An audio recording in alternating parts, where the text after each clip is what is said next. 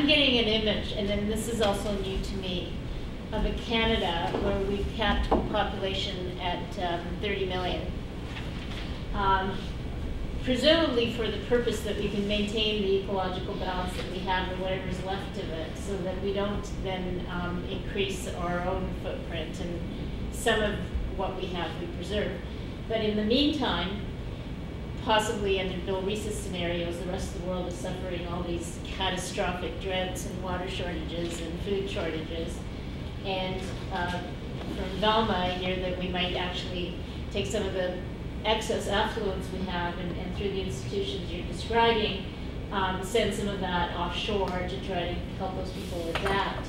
And I'm just wondering what that picture looks like in a moral universe, in an ethical context. And then the 30 million of us who happen to be lucky enough to be here, and the 150,000 we let in a year, kind of continue to live in this sparsely populated green oasis as the rest of the world kind of sinks under the high tide of climate change. So I don't understand it.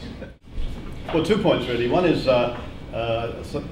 some people have talked about measuring our success differently, and I think that's got to be a big part of helping us overcome our predilection to defining success in terms of economic growth and economic and progress in general.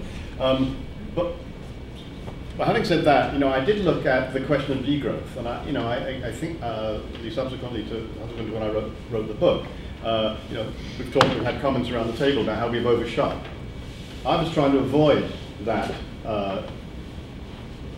particular view when I was doing the work that I displayed this morning. I think, okay, if we could just stabilize, that would be a big step forward. The trouble is, it may not be anywhere near enough. When I looked at the possibilities for degrowth and measuring degrowth in the conventional term, that's my earlier comment, but at least for the time being, looking at how far the gross domestic product per person in Canada would have to fall so that we were living at a comparable level with the rest of the people on the planet in a way that was consistent with the planet's capacity to support the human population.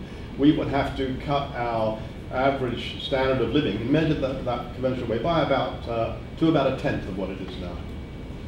All right, that's an incredibly dramatic change in the way we live. But if you want to look at it in that sense, ethically, what would be, so we wouldn't be just 30 million or 35 million, whatever it is, in a green oasis. We'd be living at an economic level comparable with the rest of the world. That's the kind of number you come up with. That assumes about 8 billion people, not 9, worldwide.